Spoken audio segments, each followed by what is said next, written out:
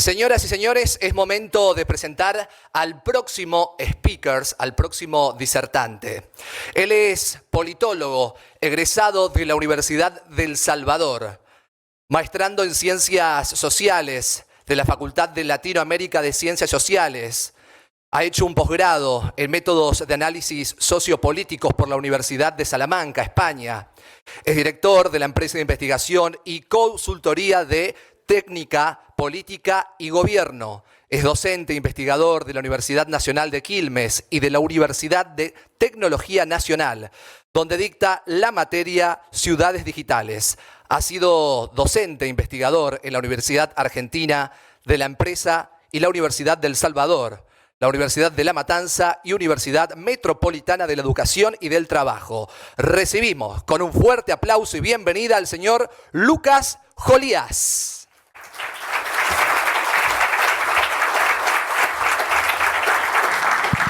¿Qué tal? Buenos días. Gracias por la invitación. Un gusto estar acá nuevamente en Corrientes. Hacía bastante que no venía, así que un placer estar nuevamente. La idea de hoy es profundizar un poquito más sobre algunas cosas que mencionaba Diego, que también mencionaba el gobernador, acerca de la relación hoy que tenemos entre el Estado y los ciudadanos y cómo esa relación está cambiando radicalmente, producto de lo que son las nuevas tecnologías. Me voy a terminar centrando en lo que Diego mencionaba de lo que es esto de identidad descentralizada, identidad autosoberana, identidad en blockchain. Pongan el nombre que quieran, la idea es la misma. Pero déjenme hacer un poquito de contextualización, digamos, ¿no? Y sobre todo de tratar de entender en qué momento histórico se encuentra el Estado. Yo represento una organización, una empresa que se llama OS City, que trabajamos específicamente con gobiernos de toda la región. Y nos hemos enfocado en los últimos 3 años en el tema de identidad en blockchain, acompañados por un montón de organizaciones. Parte de los inversores de la empresa son UNICEF Innovation, CAF, la Fundación Ethereum. Estuvimos incubados en Singularity y esto lo que nos permitió de alguna manera es juntar 2 mundos que a veces no se hablan mucho, que es el mundo de la innovación tecnológica y el mundo del Estado y el mundo del sector público, básicamente. Hace poco publicamos un libro que los invito, que es de descarga gratuita, que habla específicamente de esto, ¿no? De cómo la tecnología blockchain no solamente está cambiando el mundo de las finanzas, esa es la primera aproximación que conocemos, el mundo de las criptomonedas, del Bitcoin y demás, sino que también abre la oportunidad para cambiar la relación del Estado con la ciudadanía. Y es este tema de la identidad descentralizada. Entonces los invito hoy a que pensemos en el mundo de blockchain, pero por fuera de las criptomonedas, y empecemos a ver que tiene otras aplicaciones y que básicamente abre la posibilidad a transformar la relación del Estado con los ciudadanos. El gobernador decía antes, si no estamos en la modernización vamos a condenar a los ciudadanos al ostracismo. Bueno, aunque parezca mentira, eso es un auto, ¿no? Ahora, conceptualmente es un auto, pero está encerrado en una carcasa antigua, ¿no? Bueno, quizás lo mismo pase con el Estado hoy, ¿no? Todos reconocemos lo que es el Estado, pero básicamente hoy el Estado está atrapado en un molde que fue pensado para la sociedad industrial, que no fue pensada para la sociedad del conocimiento. Entonces, esta analogía nos sirve a pensar o nos ayuda a pensar en que necesitamos traer al Estado a esto de la sociedad del conocimiento. Necesitamos adecuar sus estructuras. Y esto no es solamente, hace referencia no solamente a cómo nos relacionamos con la ciudadanía, sino principalmente en que el Estado, el aparato burocrático que fue pensado para la época industrial, hoy está fallando. Y lo vemos principalmente al momento de implementar políticas públicas. Si no adecuamos este aparato burocrático, va a ser muy difícil que podamos brindar políticas públicas de calidad a nuestra ciudadanía. De alguna manera, los músculos que tiene el Estado son músculos que fueron pensados para la sociedad industrial. Entonces, ¿cómo hacemos para readaptar esos músculos del Estado para este nuevo contexto? Y si uno hace un poco de historia, rápidamente, digamos, va a encontrar que en los últimos 300 años, cada 60 o 70 años se produce una revolución tecnológica y que de alguna manera impacta en cómo nosotros pensamos o repensamos el Estado. Hay un libro muy interesante de Carlota Pérez que se llama Revoluciones Tecnológicas y Capital Financiero. Y Carlota Pérez, esta economista de Harvard, muestra de que cada X cantidad de tiempo, más o menos unos 60 años en promedio, se produce una revolución tecnológica, ¿no? ella cuenta algo muy interesante que nos da el contexto de lo que está sucediendo hoy a nivel global con el mundo de las criptomonedas. Dice, cada revolución tecnológica de alguna manera genera una burbuja financiera. Esa burbuja financiera, quizás la más reciente que hemos visto fue la burbuja de las .com, allá por el 2000, no sé si se acuerdan, pero todas las revoluciones tecnológicas generan de alguna manera una burbuja financiera. Pero esta burbuja financiera, dice Carlota Pérez, es positiva. Porque más allá que en algún momento la burbuja explota, es positiva porque nos ayuda a atraer capital para construir una nueva infraestructura. Antes el gobernador hablaba del tendido de fibra óptica, la necesidad de los estados de invertir en infraestructura, ¿no? Bueno, básicamente cada una de estas revoluciones tecnológicas necesita de la construcción de una nueva infraestructura. Hoy no podríamos hablar de la revolución de los automóviles, ¿no? Si antes no hubiésemos invertido como sociedades grandes capitales, enormes cantidades de capital en la construcción de carreteras, autopistas, estaciones de servicios, semáforos, etc. Hoy no podríamos hablar de electricidad, de que cada uno de nosotros tenga electricidad en nuestros hogares, si antes no hubiésemos invertido enormes cantidades de capital en tendidos de electricidad y toda la infraestructura que necesita esa innovación tecnológica para poder masificarse. Ni hablar lo que es la informática y las telecomunicaciones. Necesitamos invertir grandes cantidades de capital para construir una nueva infraestructura sobre la cual se van a desarrollar un montón de innovaciones tecnológicas. Bueno, si la tesis de Carlota Pérez es correcta, obviamente yo creo que sí, hoy estaríamos en esos 60 años de promedio para vivir una nueva revolución tecnológica que bajo mi parecer es la revolución del blockchain. Y el blockchain entendido como una nueva infraestructura, pero en este caso global, ¿no? Y hoy hablamos de la burbuja de las criptomonedas y demás. Es verdad, es una burbuja, pero es una burbuja que sirve para atraer grandes cantidades de capital para poder construir esta nueva infraestructura. Esta nueva infraestructura que hoy vemos que se construye a nivel global de manera descentralizada. Y si se ponen a pensar, cada una de estas revoluciones tecnológicas afectó al Estado, afectó a nuestras ciudades. No podríamos pensar las ciudades sin la revolución del acero y la electricidad o sin la revolución del petróleo y de los autos. Es decir, la morfología de nuestras ciudades va cambiando a medida que van cambiando estas infraestructuras. Entonces la invitación es a pensar ya en que no solamente tenemos que traer al Estado al mundo de la informática, de las telecomunicaciones, sino ya tenemos que pensar en cómo traemos al Estado a esta nueva revolución tecnológica, que es la revolución de las redes descentralizadas, la revolución del blockchain. Todos habrán escuchado blockchain, seguramente hay más charlas el día de hoy acerca de la temática. No me voy a meter mucho en explicar eso, sino en una variable que no tiene que ver con las criptomonedas, sino en cómo podemos aprovechar esta infraestructura descentralizada para poder mejorar esta estructura del Estado que hablábamos anteriormente. Entonces, cada revolución trae cambios socioeconómicos, pero sobre todo las revoluciones tecnológicas implican un cambio en lo político institucional. Y si uno analiza cómo ha sido la revolución tecnológica dentro del Estado, esta idea del gobierno digital, ve que, por lo menos en América Latina, hubo una secuencia muy parecida a esta. Comenzamos en la década de los 90 hablando de los portales web, ¿no? Los primeros portales web de gobierno. Los gobiernos necesitaban venir a Internet, pero la primera aproximación que tuvieron es como un medio más de comunicación. Entonces utilizábamos los portales web en gobierno como si fuese un medio masivo, ¿no? Comunicábamos actos de gobierno. Comúnmente en esta primera etapa las páginas web las manejaban las áreas de prensa de los gobiernos porque eran entendidas como un canal de comunicación más. Así como utilizamos la radio, el diario, la televisión, tenemos Internet. Luego evolucionó esa visión y empezamos a decir, che, ¿y si en vez de solamente publicitar actos de gobierno, no empezamos a poner información de trámites? Para que por lo menos el ciudadano, antes de acercarse a una oficina presencialmente, por lo menos sepa qué requisitos necesita, ¿no? Entonces empezamos a una visión mucho más interactiva, si se quiere, de lo que es el gobierno digital. Y luego avanzamos, que creo que es la etapa en la cual nos encontramos hoy, en una etapa de digitalización, ¿no? Esa etapa de transacción, esa etapa de digitalización. No solamente los gobiernos empezaron a mostrar sus guías de trámites, sino que empezaron a digitalizar trámites para que el ciudadano los pueda hacer 100% online.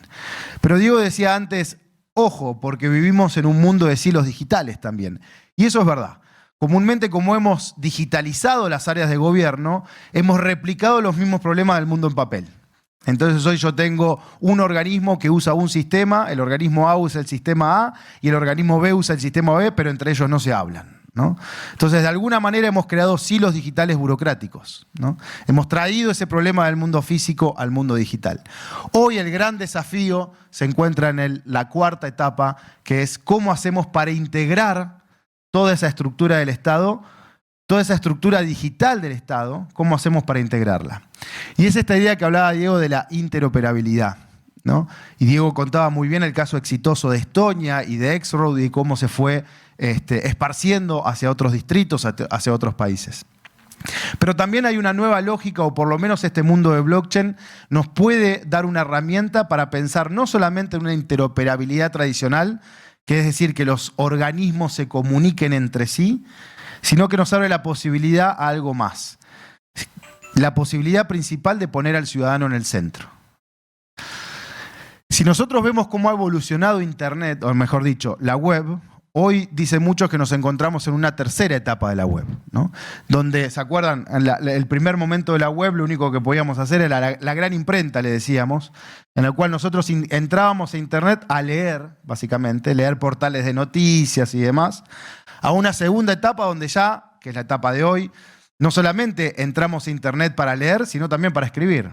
Hoy más del 85% de la información que circula por los caños de Internet no la genera ni Clarín, ni Página 12, ni los grandes grupos. La generamos nosotros como usuarios, ¿no? Entonces, esa es la web 2.0, la web participativa, la web de las redes sociales, pero es una web también mucho más concentrada, donde toda la información se concentra en poquitas empresas, ¿no? Google, Amazon, Apple, etc. Hoy el mundo de blockchain nos abre la posibilidad de una nueva web, una web 3.0, una web mucho más descentralizada, en donde no solamente podemos leer y escribir, sino que también podemos empezar a poseer bienes digitales. La posibilidad que abrieron blockchain y las criptomonedas es empezar a poseer parte de ese mundo digital, ¿no? Que antes era inconcebible. Y el mundo del GovTech también, el mundo del gobierno también está atravesando esto, ¿no? Decíamos, la web 1.0 eran los portales de gobierno donde solamente había presencia en Internet, donde solamente podía ver qué trámites se podían hacer, pero no hacerlos. Hoy una web de la digitalización, hoy hablamos de expediente digital, firma electrónica, trámites, interoperabilidad, todas palabras que los que están en el mundo del gobierno digital conocen muy bien. Pero se abre la posibilidad de esta web 3.0, en donde ya empezamos a hablar de billeteras, como hablaba Diego, de políticas digitales centradas en el ciudadano, de propiedad de credenciales digitales. Y hacia eso vamos, básicamente. ¿Cuál es el principal problema que tenemos hoy en Internet, pero que tenemos con el sector público? ¿Cuántos logins, cuántos usuarios y contraseñas tienen cada uno de ustedes? Varios. ¿Varios son 10? Más. Bueno, yo activos, porque ya no te cuento la clave de Hotmail que no uso hace no sé cuántos años, pero activos tengo más de 195 usuarios en Internet distintos, ¿no? Si contamos redes sociales y demás. Solo con el sector público de mi país, yo tengo más de 25 usuarios y contraseñas diferentes. Yo vivo en Bahía Blanca. En Bahía Blanca, que es un municipio muy digitalizado, yo tengo 4 perfiles digitales distintos. Uno para pagar impuestos, otro para el parking, otro para habilitaciones de obra, permisos de obra, y un tercero para hacer reclamos. Tengo 4 usuarios distintos solamente con el mismo organismo. Después tengo con el organismo tributario de la provincia, de la ciudad de Buenos Aires, porque tributo ahí, de cada una de las provincias donde uno tributa y demás. Bueno, esto se ha transformado en una especie de caos. No solamente porque me tenga que acordar de los usuarios y las contraseñas, de hecho ya ni lo hago, Google lo hace por mí, ¿no? O cada uno de nosotros tiene algún documento con todos los usuarios y las contraseñas, sino que el principal problema está en que toda mi identidad en Internet se encuentra completamente fragmentada. ¿Y a qué me refiero con identidad? Identidad es un concepto muy amplio, pero para el Estado la identidad es la acumulación de credenciales. ¿Qué es lo que dice que yo soy politólogo, que estudié ciencia política? que puedo saber más o menos de la teoría del Estado y demás. No, básicamente lo que dice que soy un politólogo es que tengo un título, una credencial. ¿Qué es lo que dice que yo soy papá de mis hijos?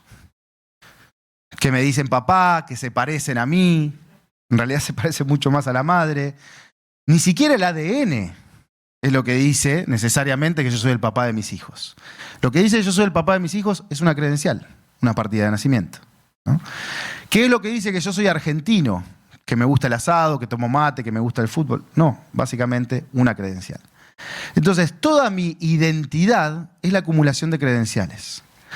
¿Cuál es el problema que se plantea en esta web 2? En que todas esas credenciales, ¿no?, que acreditan distintos atributos de mi identidad se encuentran distribuidas en cada una de esas organizaciones con las cuales yo interactúo. Entonces Diego decía, el ciudadano cadete es ese ciudadano que va peregrando, va circulando por cada una de esas instituciones para pedirle que me den mis credenciales para poder llevársela a otra institución. Ese es el camino del ciudadano cadete de hoy, ¿no? Entonces no es solamente lo incordioso de acordarme los usuarios y las contraseñas, sino que todas mis credenciales como ciudadano, como identidad, ¿no?, todas las credenciales de mi identidad se encuentran distribuidas. Hoy el mundo de blockchain, el mundo de la web 3, nos abre la posibilidad de que el ciudadano tenga una única identidad, descentralizada pero controlada por él. ¿Cuál es el mecanismo que nosotros hacemos hoy de identidad? Cada vez que yo quiero interactuar con un organismo, ese organismo me exige crear una identidad digital. Imagínense para el mundo de los mails. Imagínate que yo, o de las comunicaciones, que yo quiero interactuar con la Municipalidad de Corrientes y digo, ¿qué tal? Les quiero mandar un mail. Y me dice, sí, no hay problema, pero se tiene que crear una cuenta de mail que diga lucas@corrientes.gov.ar. Bueno, voy y me la creo. Voy a la provincia y le digo, ¿qué tal? Les quiero mandar un mail. Sí, claro, pero se tiene que crear una cuenta de mail con dominio de la provincia. Después voy a la universidad y le digo, quiero mandar un mail. ¿Cuántos mails tendríamos? Cientos, miles. Bueno, es lo que estamos haciendo con la identidad. Eso que nos parece ridículo desde el punto de vista de las comunicaciones, que ya lo hemos resuelto por suerte, lo estamos haciendo desde el punto de vista de la identidad. No, el mail es mío. Yo te mando un mail, no importa que tenga Gmail, no importa lo que tenga, yo te puedo mandar un mail a vos del gobierno de la ciudad o lo que sea. Entonces, hoy lo que estamos haciendo es que cada vez que yo quiero interactuar con un organismo, ese organismo me exige crear una nueva identidad digital solamente para interactuar con él. Y comúnmente ese organismo me va a dar un identificador. ¿Cuántos identificadores distintos tenemos? El DNI, el CUIT, el CUIL, el número de legajo en la universidad, etcétera, etcétera. Es decir, cada organización nos identifica de una forma distinta. Ese es un modelo centrado en el Estado. Es decir, la principal preocupación es resolver un problema del Estado, no del ciudadano, básicamente. Que es cómo te identifico a vos, yo dándote un identificador. El mundo de la identidad descentralizada, de la identidad de blockchain, abre la posibilidad de invertir esta ecuación. De que sea el ciudadano el dueño de su propio identificador, de su propia identidad, y es el ciudadano el que va declarando a cada una de las organizaciones con las cuales interactúa esa única identidad. Y es ahí donde, decía Diego, viene el mundo de las billeteras. Y lo explicó muy bien Diego diciendo, la billetera la elijo yo. Imagínense que hoy lo que estamos haciendo en el mundo digital es, ok, yo soy el gobierno nacional, te doy la licencia de conducir, pero solamente la vas a poder llevar en una billetera de cuero con el logo del gobierno nacional. Nadie haría eso, es ridículo. Bueno, lo estamos haciendo en el mundo digital. Entonces viene la posibilidad de que contemos con una única identidad, que el ciudadano sea dueño de su única identidad, y sea esa identidad la que le vamos declarando a cada una de las organizaciones con las cuales interactuamos. ¿Para qué? Para que me manden todas las credenciales de mi persona a esa única identidad.